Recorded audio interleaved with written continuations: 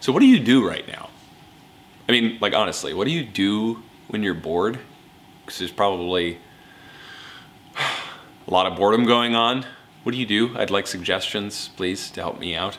But maybe a more important question is, what do you do right now? I mean, in the face of a global pandemic, which we never thought was really going to happen in our lifetimes, what do you do? When your circumstances are so much bigger than itty bitty you, what do you do? We're in a series right now that's talking about what do you do when you don't know what to do from the life of Joseph, so that we would know what to do when we don't know what to do. And last week we looked at Joseph and his family life. What do you do when you don't know what to do with your family? This week I want to look at what do you do when it feels like there's nothing that you can do. So we're going to pick up the story. Joseph has some family tensions with his brothers, right? He's the favorite child. They hate him for that. And Joseph is coming to go check in on them about something. And they see him while he's a long way off. And they kind of turn to each other, cartoon style, conspire against him. This is what they say. Here comes this dreamer. Come now, let's kill him and throw him into one of the pits. Then we'll say that a fierce animal has eaten him, and we will see what will become of his dreams. So imagine your circumstances are so bad that your 10 brothers want to physically murder you. They're not just threatening it, they are actually planning it. That's how bad it is. But things actually get worse for Joseph, because it'd be one thing to just die, but it's another thing that what they actually do to him, because Reuben shows up, the oldest brother, and I mean, he hates Joseph, but he doesn't want him dead, because that would probably make Dad sad. So he says, let's not kill him, let's just throw him into this pit. So they rip up the cool jacket that Dad had given him, they throw him into a pit, and while Reuben is gone, there's some merchants that come by, and Judah, one of the brothers, says, hey, you guys, what do we gain if we just kill him? I mean, we don't gain anything besides we get rid of Joseph. But these merchants passing by, hey, how about we sell him to the merchants? That way we get rid of Joseph, yes, but then we also get money out of it. I mean, do you have a sibling like that would probably want to sell you because they get rid of you and they get money? Probably we do. This is what happens to Joseph, is instead of being murdered, boom, done, no more having to deal with your brothers or any kind of suffering, he gets sold into slavery by Judah.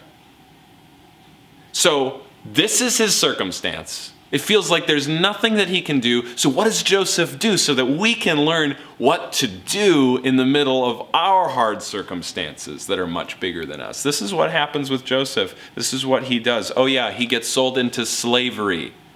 The end. There's nothing that he can do. There's 10 of them plus merchants. There's nothing that this guy can do to change his circumstances. That's it.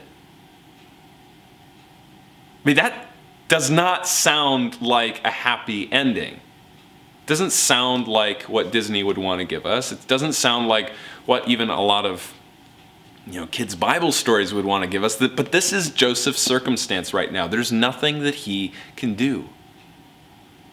I mean, what kind of comfort do we get from knowing that in the middle of some of our circumstances, there's just nothing that we can do?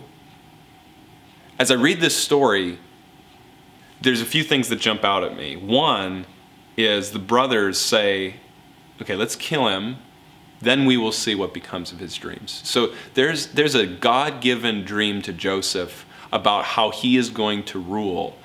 And Joseph's brothers think that they are going to thwart that dream, that they're going to put an end to it. So that's one thing that jumps out at me. The other thing is, this story reminds me of a different story.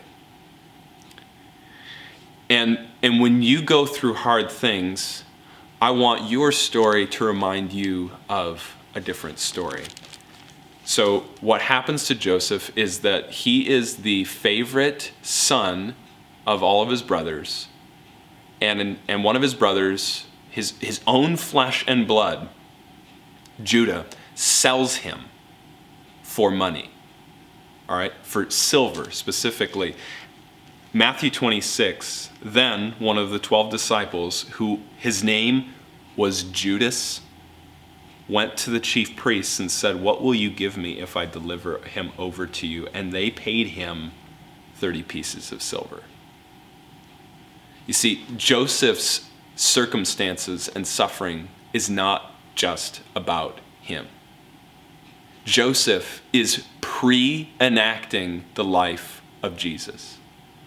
He is being sold by Judas, like Jesus was, into slavery, into being humiliated. There's nothing that he can do. He is the hands and feet of Jesus in that moment. Not just that he's the hands and feet of Jesus in doing good things. He's the hands and feet of Jesus that get nailed to a cross and can't move, that are 100% helpless. That is what Joseph is going through. His circumstances and suffering is pointing to somebody else. So when you go through suffering and hard circumstances, does it remind you of a different story? Does it remind you of Jesus? Joseph pre-enacts the life of Jesus. When you go through suffering and hard things, you reenact the life of Jesus. You point others to the suffering that saves the world. That's your comfort in the midst of circumstances that you can do nothing to change. Is that it's talking about a different story. Your suffering is a part of a bigger story, Jesus's. And Joseph's brothers thought that they would put an end to these big dreams. Satan thought that in killing Jesus, that would be an end for the salvation of mankind. In the middle of your cross, in the middle of your being sold into slavery, in the middle of your hard circumstances, we will see what becomes of your dreams.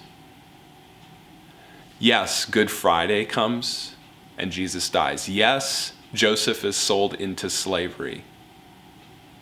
But you see, Joseph ends up being at the right hand of the king of Egypt in the end.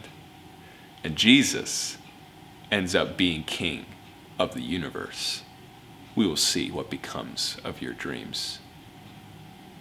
Be comforted. Your suffering, your story, it's a part of a bigger story. And we'll see what the end has in store for you. Thanks, guys. Have a great week.